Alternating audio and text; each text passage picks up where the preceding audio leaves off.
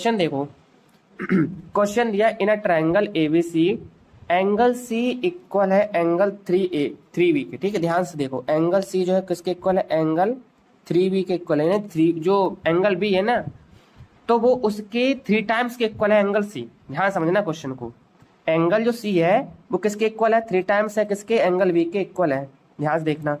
और सेम ऐसे ही इन्होंने आगे क्या बोला, अब देखो आगे इन्होंने इक्वल का साइन लगाया।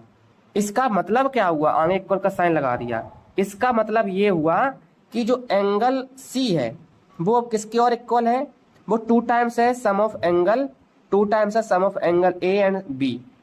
बात समझ में आई। देखो क्वेश्चन को बहुत ध्यान समझना होगा हमें, ये क्वेश्चन क्या कह रहा है।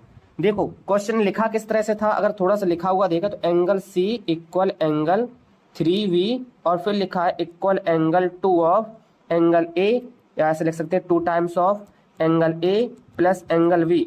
तो इसका क्या मतलब हुआ, इसका मतलब हुआ कि एंगल सी जो है वो 3 टाइम्स एंगल बी का, और एंगल सी है वो 2 टाइम्स है एंगल ए और बी के सम का। ये क्वेश्चन का मतलब हुआ, क्योंकि यही कंफ्यूजन हो जाती है, फिर आप क्वेश्चन को समझ नहीं पाते हो, कर नहीं पाते हो। ठीक, तो इसका मतलब क्या हुआ कि एंगल सी इक्वल है 3 times of angle B and angle C equal है 2 times of sum of angle A and B. हमें क्या फाइंड करना है, 3 एंगल्स फाइंड करने हैं। ठीक है, तो हम लोगों ने एक प्रॉपर्टी पढ़ी है, क्या प्रॉपर्टी पढ़ी है कि सम ऑफ ऑल इंटीरियर एंगल, हाँ ठीक है, हाई हो गया। अब चलो पढ़ो, सम ऑफ ऑल इंटीरियर एंगल कितना होगा, 180 होता है। ट्राइंगल में जो सारे एंगल का जो सम होता है वो कितना होता है, 180 होता है। ठीक है, ध्यान समझो, ये देखो ट्राइंगल है तो इसमें ये वाला एंगल, ये वाला एंगल, ये वाले एंगल का जो सम होगा वो कितना होगा, 180 होगा। तो भैया जी अब सुनो ध्यान से, तो इसका मतलब एंगल ए, एंगल बी और एंगल सी, इन सब का जो सम होगा वो कितना होगा, 180 होगा। तो सम ऑफ ऑल इंटीरियर एंगल कितना होता है, वो कितना होता है, 180 होता है। तो एंगल ए, एंगल बी और एंगल सी का सम कितना हुआ, 180 हो गया। अब जो हमें कंडीशन दी गई थी उसके अकॉर्डिंग हम इसको में क्या करेंगे, वैल्यू रखेंगे। ठीक है, हमने ये पढ़ा था कि एंगल ए की जगह तो एंगल ए रख देंगे, कोई दिक्कत वाली बात नहीं है। लेकिन एंगल जो बी है उसकी जगह भी हम वही रख देंगे। लेकिन एंगल सी जो है, एंगल सी के प्लेस पर हम क्या ले सकते हैं, 3 ऑफ एंगल बी ले सकते हैं, या फिर सम ऑफ एंगल का 2 टाइम्स कर सकते हैं। ठीक है, तो आपके हिसाब से क्या रखना चाहिए, मेरे हिसाब से मैं सी वाला, ये वाला नीचे वाला रख दे रहे वैल्यू। ठीक है, तो इससे मेरी एक इक्वेशन बन जाएगी। तो हम यहाँ पे लिखेंगे 2 of angle A plus angle B, और इक्वल में कितना हो गया, 180 हो गया। अब भैया हम क्या करेंगे, angle A plus angle B और इस 2 का मल्टीप्लाई करवा देंगे एंगल ए में, तो क्या हो जाएगा, 2 angle A plus 2 angle B. एक सेकेंड, हाँ, 2 ऑफ एंगल बी इक्वल कितना हो गया, 180 हो गया।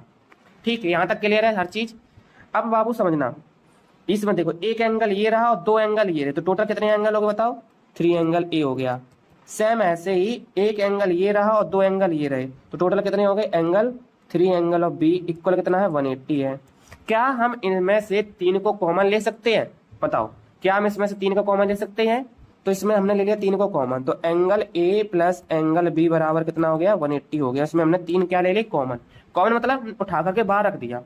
अब देखना यहाँ से 3 बन जा 3, 3 6 जा 18 और 0।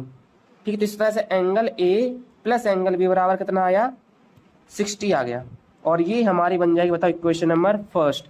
अगर यहाँ तक समझ में आ गया तो जल्दी से कमेंट करो क्लियर। कितने लोग लाइव है, एक लोग लाइव है, तो जल्दी से कमेंट करो क्लियर। अगर यहाँ तक समझ में आ गया है तो जल्दी से कमेंट करो क्लियर। ठीक, एंगल ए और एंगल बी कितना हो गया, 60 डिग्री हो गया। ठीक है, अब हम लोग क्या करेंगे, अब हमें इसमें एक और इक्वेशन बनानी पड़ेगी हमें, है ना। एक और इक्वेशन बनाने के लिए हम क्या कर सकते हैं, फिर से हम लिखेंगे, क्या लिखेंगे, angle A plus angle B plus angle C equal कितना, 180। हमें पता है भाई ये होता है। ठीक है, तो इसमें हम इस बार एंगल ए लिख दिया, एंगल बी लिख दिया है, तब कोई दिक्कत नहीं। लेकिन इस बार एंगल सी के प्लेस पर हम क्या लिखेंगे, इस बार हम एंगल सी के प्लेस पर लिखेंगे 3 ऑफ एंगल ए। ठीक है, यानी 3 टाइम्स ऑफ एंगल बी, तो 3 टाइम्स ऑफ एंगल बी लिख दिया और इक्वल में कितना है, 180 है। ठीक, अब यहाँ पे देखो बाबू, ये एंगल ए का कुछ नहीं कर सकते, पर ये बताओ 3 1 और 3 कितना हो गया, 4 हो, तो 4 टाइम्स ऑफ एंगल बी बराबर 180 हो गया। ठीक है, अब देखो ध्यान से, यहाँ से इक्वेशन नंबर हमारी क्या बन गई, सेकेंड बन गई। ठीक है, तो अब हम कोई भी इसमें मेथड लगा सकते हैं, ठीक। जैसे कि हमें ऐसा लग रहा है कि यहाँ पे लगा देते हैं हम लोग substitution method.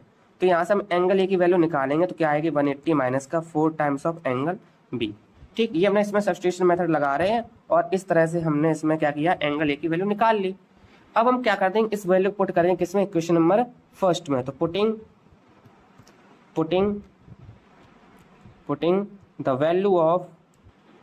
Value of angle A in equation first, ठीक है। तो इक्वेशन नंबर फर्स्ट में हम क्या करेंगे, एंगल ए की वैल्यू पुट कर देंगे। तो एंगल ए हमें कहाँ दिख रहा है, ये रहा एंगल ए, और इसकी वैल्यू पुट करेंगे इस इक्वेशन में, ठीक, जो कि क्या है, angle A plus angle B बराबर 60। तो चलिए लिख लेते हैं भैया, क्या था हमारा equation, angle A plus angle B बराबर 60।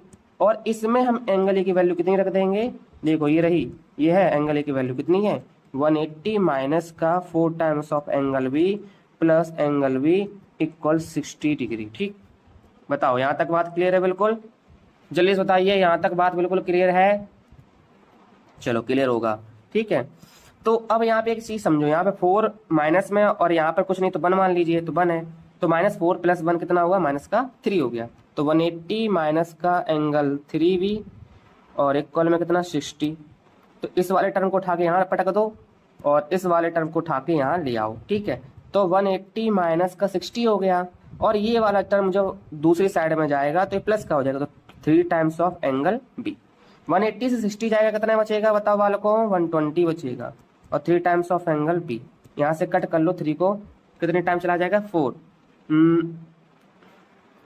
तो यहाँ पे देखो एंगल बी बराबर कितना आ जाएगा भाई, 3 से इसको काटो, कितने बार आ जाएगा, 3 4 12 और 0 का 0, तो इस तरह से आएगा आंसर 40 डिग्री। तो लीजिए भैया, हमने एंगल बी की वैल्यू फाइंड कर ली 40 डिग्री। तो अब देखो हमें एंगल ए की वैल्यू फाइंड करनी है, बी की तो हमने फाइंड कर ली है। अब यहाँ पर एंगल ए की वैल्यू क्या है, एंगल ए जो है वो किसके इक्वल है, एंगल ए किसके इक्वल है, 180 माइनस के 4 times of angle B. Same बात है, बिल्कुल अच्छी बात है। और 180 माइनस के 4 टाइम्स, अब एंगल बी की वैल्यू अभी जस्ट निकाली थी, कितनी आई है, 40 आई है, ये रही 40। तो हम क्या करते हैं, यहाँ पे 40 रख देते हैं।